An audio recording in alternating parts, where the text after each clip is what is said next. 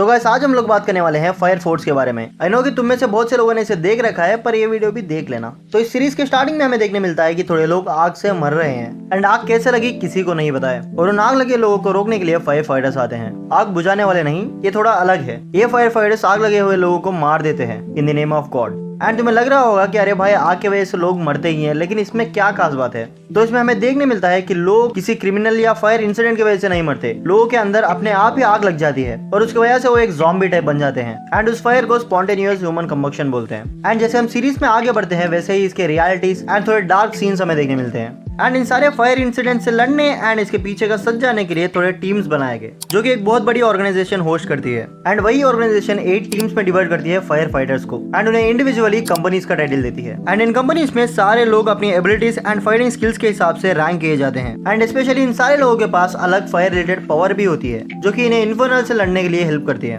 तो चलो अब हम थोड़े मेन कैरेक्टर्स के बारे में बात करते हैं। तो पहला मेन कैरेक्टर है शिनरा कुसाकाबे। ये बंदा सबसे यंग बंदा है एंड इसके पास एक अलग सी फायर पावर है। ये बंदा अपने पैरों से फायर जनरेट कर सकता है एंड उसे मैनिपुलेट भी कर सकता है। And most of the story इसके ही बैकग्राउंड रिलेटेड है, जिधर उसकी माँ एक अननोन रीजन की वजह से इन्फर्नल में ट्रांसफॉर्म हो जाती है एंड शिनरा के भाई को भी किडनैप कर लिया जाता है। लेकिन सब लोग शिनरा को ही ब्लेम करते हैं कि वो एक डेविल है एंड उसी की वजह से उसके घर में आग लगी और उसकी फैमिली उस आग में मर गई। एंड इसी रीजन से शिनरा से सब लोग दूर रहते हैं एंड उसे एक डेविल समझते हैं। लेकिन शिनरा को सब कुछ प्रूव करना था एंड वो एक हीरो भी बनना चाहता था एंड इस रीजन से उसने फायर फोर्स ज्वाइन कर लिया एंड उसे स्पेशल फायर फोर्स कंपनी 8 में प्लेस किया जाता है। और हमें थोड़ा डीपली जानना है तो हमें समझना होगा कि इस सीरीज में पावर्स को जनरेशंस के हिसाब से डिवाइड किया जाता है। तो फर्स्ट जनरेशन में इन्फर्नल्स आते हैं। हाँ, उन्हें फायर को कंट्रोल करना नहीं आता, इसी रीजन से वो मर जाते हैं। एंड सेकंड जनरेशन के लोगों को फायर बनाना नहीं आता, बट वो उसे कंट्रोल कर सकते हैं। एंड थर्ड जनरेशन के लोग फायर को इग्नाइट भी कर सकते हैं एंड उसे कंट्रोल भी कर सकते हैं। अब थर्ड जन के कैरेक्टर्स की बात करें तो शिनरा तो है ही उसमें, और इसमें और भी एक इंसान है,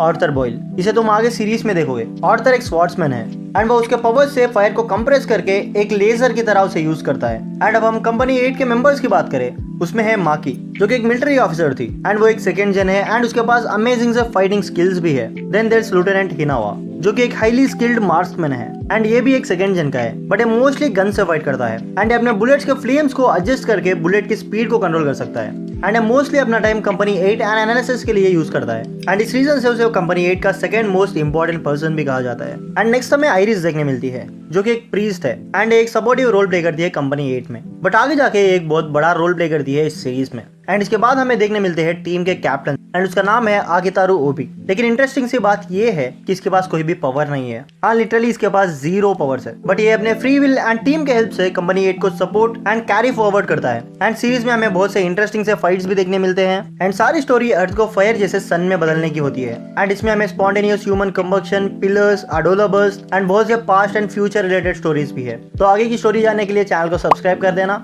एंड इस वीडियो पे 20 कमेंट्स हो जाएंगे तो मैं फायर फोर्स का सेकंड वीडियो भी बनाऊंगा, तो सब्सक्राइब एंड कमेंट जरूर करना।